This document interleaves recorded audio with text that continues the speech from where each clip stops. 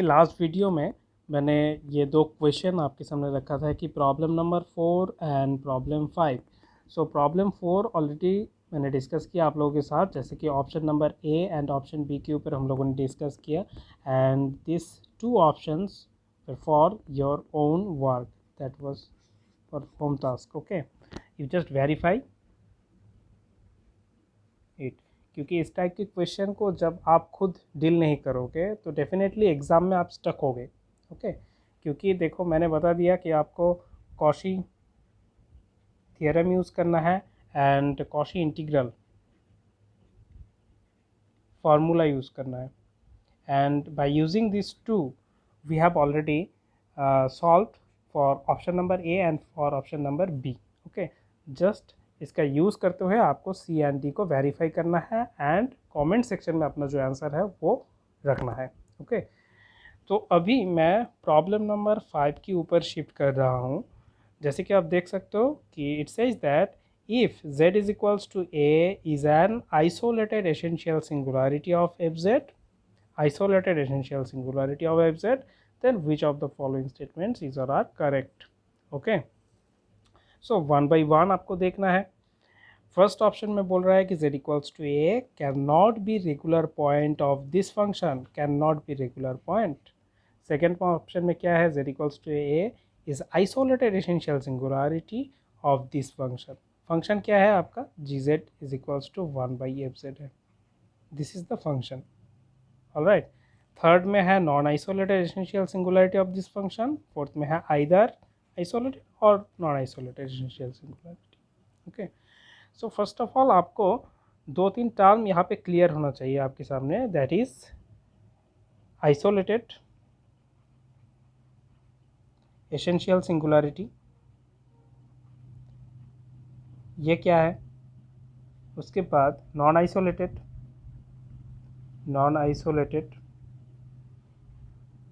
Essential singularity क्या है। उसके बाद रेगुलर पॉइंट, ये तीन टर्म आपको पता होना चाहिए ना। ऑब्वियसली इसके लिए मैं एक सेपरेट वीडियो भी क्वाइट पॉसिबल प्रोवाइड कर सकता हूँ, बट आपको ये स्टडी करना है, तो इसी के ऊपर बेस करके ये क्वेश्चन बना हुआ है। ओके, सो देखते हैं। अगर आप ध्यान से ऑप्शन नंबर ए में बाद में आता है, option B C and D के ऊपर फोकस करो। एंड एक एग्जांपल मैं यहाँ पे कंसीडर कर रहा हूँ, F Z is equals to, आप थोड़ा सोचो, अगर मैं यहाँ पे e to the power 1/z लेता हूँ, okay, e to the power 1/z लेता हूँ, देन यहाँ पे ये जो फंक्शन है particularly for this function 0, z is equals to 0 is isolated essential singularity, okay,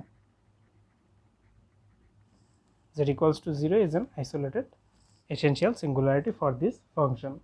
इसका एक फ्लेवर अगर आप चाहो तो यहाँ से ले सकते हो कि अगर आप ये फंक्शन का एक्सपेंशन करते हो, then this Laurent series expansion 2 factorial 1/z square it goes on, okay, infinite Laurent series expansion आपको मिल रहा है बेसिकली, है ना, अराउंड z इक्वल्स टू 0 में। तो ये भी एक फ्लेवर होता है कि एसेंशियल सिंगुलरिटी मिल जाता है। एंड z इक्वल्स टू 0 की नेबरहुड, अगर आप कोई भी नेबरहुड लेते हो तो उसमें कोई सिंगुलरिटी बिलोंग नहीं करता, that's why it is isolated essential singularity. हाँ, इस वीडियो में तो पूरा जो एक्सप्लेनेशन है वो नहीं दे सकता क्योंकि वीडियो लंबा होगा, तो इसके लिए मैं सेपरेटली एक वीडियो बनाऊंगा जिसमें जो भी सिंगुलरिटीज़ है उसके बारे में हम लोग डिस्कस करेंगे। बट यहाँ पे एक फ्लेवर था कि कैसे ये आइसोलेटेड एसेंशियल सिंगुलरिटी बन रहा है।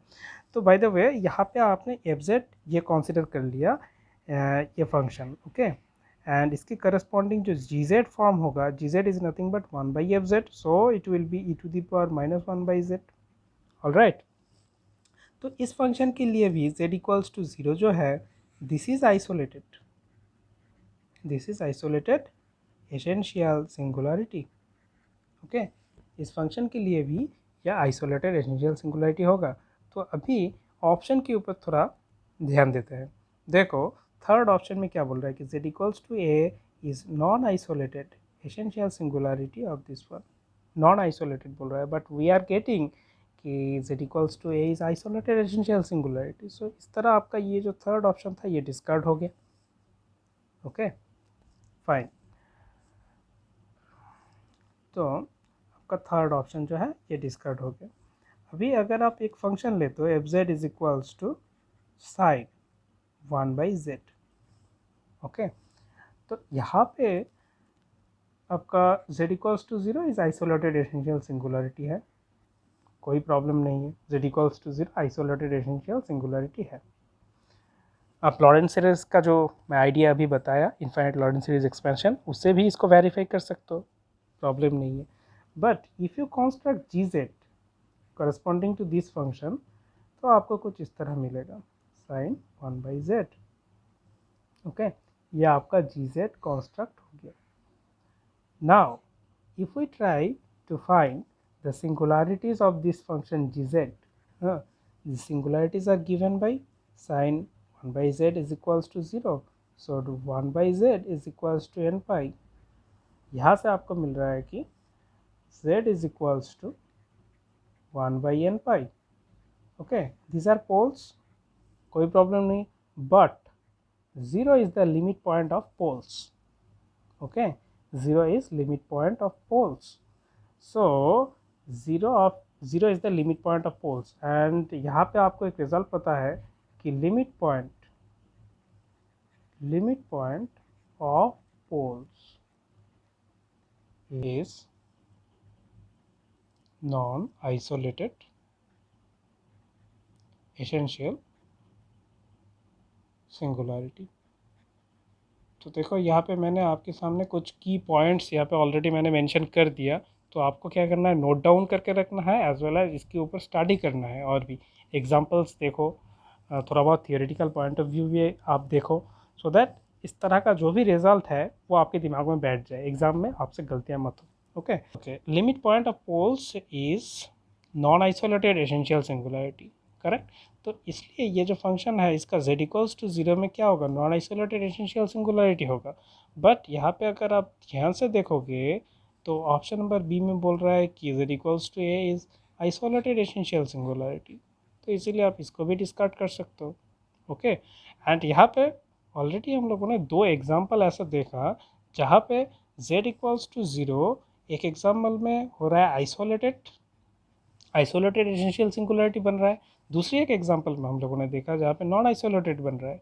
तो यहाँ पे बीच में बोला क्या कि और, सो आइसोलेटेड भी हो सकता है, नॉन आइसोलेटेड एसेंशियल सिंगुलरिटी भी हो सकता है, so it is quite possible. तो इसीलिए आपका जो फोर्थ ऑप्शन है ये करेक्ट बन जाएगा। Okay, so D option is correct. All right, तो अब देखते हैं ऑप्शन नंबर ए। तो यहाँ पे बोल रहा है कि z equals to a can not be regular point of gz is equals to 1/fz। तो देखते हैं, can not be regular point बोल रहा है। Okay fine, so option number A के लिए अभी देखो कि z इक्वल्स टू a क्या है, isolated essential singularity. So essential singularity है, it means limit of fz as z tends to a, this doesn't exist। okay, ये exist नहीं करेगा, that immediately implies limit z tends to a, ये अगर exist नहीं करता है तो 1/fz भी exist नहीं करेगा। okay, इसका जो लिमिट होगा this will not exist, correct, and 1/z क्या है, 1/z limit z tends to a, 1/z means it is nothing but gz, this limit doesn't exist। okay, ये लिमिट अगर एग्जिस्ट नहीं करता है then what you can conclude, z equals to a is not a regular point, ये regular point नहीं हो सकता gz के लिए, फॉर gz। ऑलराइट, सो इसी तरह आपका ये जो फर्स्ट ऑप्शन था, फर्स्ट ऑप्शन भी करेक्ट ऑप्शन हो जाएगा। So the answer of this question it is A and D. Fine, तो यही था इस वीडियो में आप लोगों के साथ डिस्कस करने के लिए। एंड वीडियो अगर आपके लिए हेल्पफुल रहा है तो इसको लाइक शेयर एंड चैनल को सब्सक्राइब करो। तो मिलता है नेक्स्ट वीडियो में विद अनदर क्वेश्चन।